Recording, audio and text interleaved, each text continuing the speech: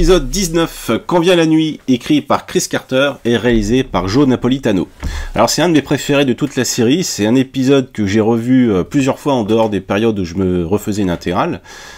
C'est une histoire basée au milieu d'une forêt où nos agents, les gardes forestiers du coin et un activiste vert, sont retranchés dans une cabane pour découvrir ce qui a tué des bûcherons. Il s'agit en fait d'insectes réveillés lors de la découpe d'un très vieil arbre. Ils stagnaient dans une souche et ils attaquent de l'obscurité, enveloppant leurs victimes dans un cocon pour aspirer tout ce qu'il a, quoi.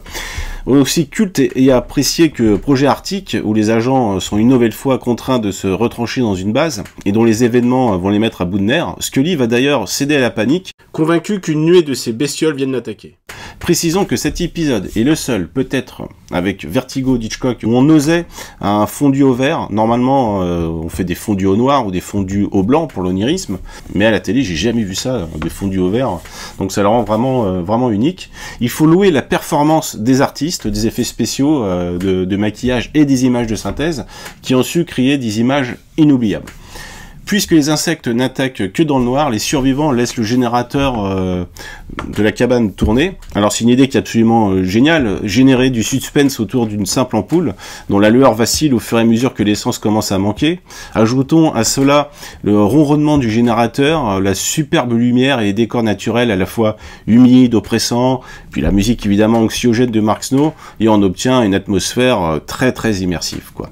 Ça m'a fait penser un petit peu aux jeux vidéo Alan Wake, encore une fois.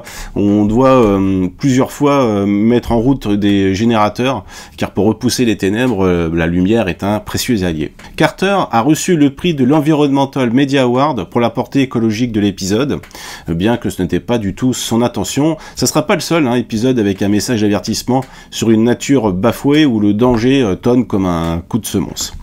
A noter que cet épisode était un cauchemar à tourner.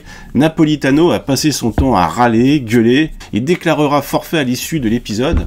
Il travaillera plus jamais pour X-Files. On lui devait aussi l'épisode bien médiocre du Diable du New Jersey.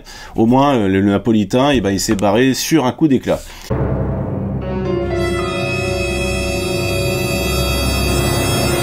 Il faut savoir que c'est un épisode que j'aime tellement que je m'étais procuré la novélisation. Alors, la novélisation, je vous le dis tout de suite, elle est nulle à chier. Scully, c'est une ménagère, en fait, qui passe son temps à astiquer la cabane, à préparer le dîner, à rouspéter dès qu'on fout 3 miettes sur la table. Bref, c'est pas du tout la fille volontaire, au caractère affirmé et pleine d'autorité. Et puis, niveau littéraire, c'est très faible. Voilà, ça sent franchement la commande exécutée sans passion. Moment fort, je dirais, la découverte du premier cadavre tout desséché, l'attaque des insectes aussi sur le shérif, Scully qui pète un plomb, le climax final. Bon bref, c'est une montagne russe en fait, constituée exclusivement de looping. Masterpiece, comme disent les petits jeunes.